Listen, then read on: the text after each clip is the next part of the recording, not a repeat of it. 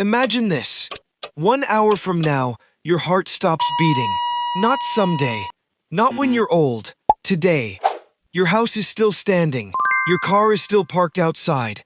Every dollar is still sitting in your bank account. Your investments haven't moved an inch. Nothing has physically changed. But at that exact moment, you no longer own any of it. Sounds impossible, right? Your name is still on the paperwork. Your money is still in the bank. Your family hasn't even gotten the call yet. So how do you stop owning something before anyone else does? The answer sits at the strange intersection of law, psychology, and human history. And once you see it, you may never look at your stuff the same way again. This isn't just a story about money. It's a story about one of the oldest inventions in human history, ownership. To figure out what really happens after you die, we're drawing from legal history, archaeology, anthropology, psychology, and neuroscience. Because here's the thing, banks, wills, and governments are surprisingly recent inventions. Death is not. Every civilization, from ancient Mesopotamia to modern-day America, has wrestled with the exact same question. What happens to everything you own the second you no longer exist? And the answer doesn't start in a bank. It doesn't start in a courtroom. It starts inside your own mind. Pick up your phone. Hold it. It feels obviously yours, right? You bought it. You use it every day. Your photos, your messages, your memories, they're all inside it. But look at the actual device. Nowhere in the metal or glass is there a label that says, "This belongs to you." Ownership isn't physical. It's a relationship your brain creates. Money works the exact same way. A $100 bill is just printed paper. It only has value because millions of people agree that it does. Take away that shared belief, and it's just paper. Your house? It's wood, steel, concrete, glass. Ownership isn't hiding inside the walls. It exists because people recognize a legal agreement. As the brain nears the end of life, the ability to think, plan, recognize, and decide gradually fades. Scientists are still studying what people actually experience during those final moments. Some people who survive near-death experiences describe vivid memories. Others remember nothing at all. But one thing is certain. Eventually, conscious experience stops, and when consciousness ends, so does the idea, "This is mine." Long before any lawyer opens your will, ownership has already vanished from the only place it ever truly existed, your mind. But if ownership only exists inside living minds, how did humans think about wealth before banks, before governments, before money itself? For more than 95% of human history, there were no credit cards, no stock market, no retirement accounts, no real estate agents. Our ancestors were hunter-gatherers, and their version of wealth looked completely different. A sharp spear, a healthy body, knowing where to find water, friends who would share their food, family who would protect your children. Anthropologists studying modern hunter-gatherer societies have found something remarkable. Cooperation was often more valuable than possession. Food was shared. Knowledge spread throughout the group. Success wasn't measured by what one person owned. It was measured by whether the whole community survived. Imagine a hunter returning with more meat than his family could eat. Keeping it all would be pointless. It would spoil. Sharing it created something far more valuable: trust. The next time he returned empty-handed, someone else would feed him. In that world, wealth wasn't measured by accumulation. It was measured by relationships. That doesn't mean people owned nothing. They had tools, weapons, clothing, ornaments. But enormous private fortunes made little sense in a society that was always moving. Our ancestors understood something we often forget. Objects help you survive. People help you keep surviving. Maybe that's still true today. But as societies became larger, Sharing alone was no longer enough.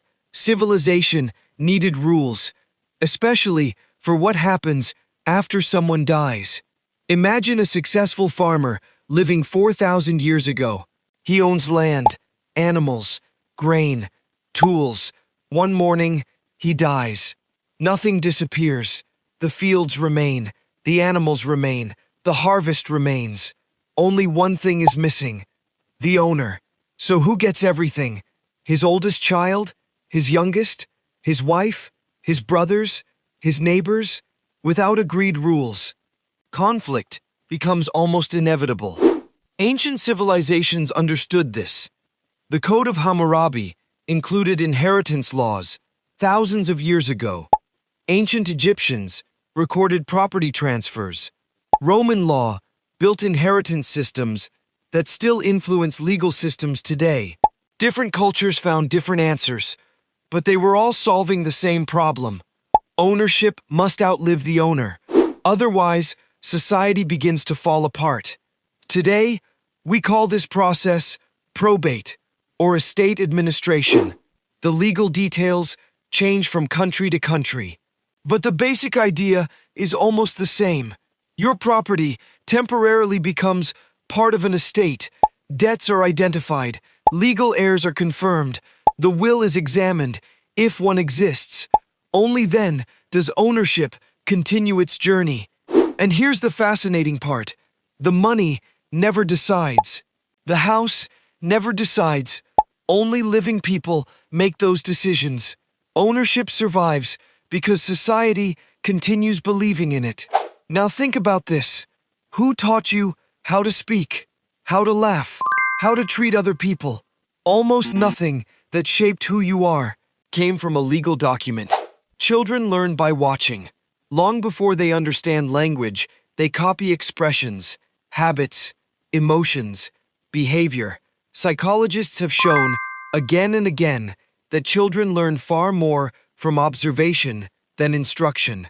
Parents don't only pass down money, they pass down routines, beliefs, confidence, fear, curiosity, kindness. History is filled with fortunes that disappeared within only a few generations. Money gets spent, businesses fail, property gets sold, but wisdom, good judgment, discipline, and kindness continue living inside other people. Long before humans inherited money, they inherited knowledge: how to build shelter, how to start a fire, how to hunt safely, how to raise children. Knowledge was humanity's first inheritance. Maybe it still is. Death doesn't prove that wealth is meaningless. It proves that wealth has limits. Money matters. It builds hospitals, feeds families, funds discoveries, creates opportunities, improves lives. None of that should be ignored. But wealth was never designed to defeat death. It was designed to improve life. Every dollar you earn, every home you build, every investment you make, it's a tool, not a destination. The moment you die, your wealth doesn't disappear. Its purpose changes. It stops serving your future and begins serving someone else's. So perhaps the real question isn't, how much will I leave behind? It's this: what will my wealth accomplish before it belongs to someone else? Because eventually, everything you own becomes someone else's, just as everything you own today once belonged to someone else. One day, someone else will unlock your front door. Someone else will drive your car. Someone else will spend the money you worked so hard to earn. Not because life is unfair, but because ownership was always temporary. The house survives. The money survives. The world keeps moving. Only the owner changes. Maybe that's the greatest lesson wealth has to teach us. Not that we should own less, but that we should use what we have while we're still here to use it. Because in the end, people rarely remember the numbers inside a bank account. They remember generosity, integrity, wisdom, love, the problems you solved, the lives you changed.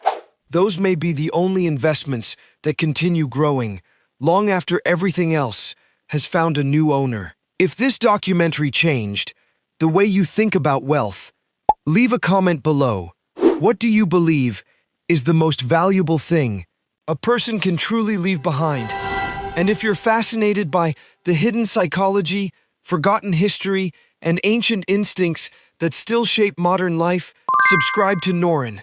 Because sometimes the best way to understand life is to begin with the questions that death leaves behind.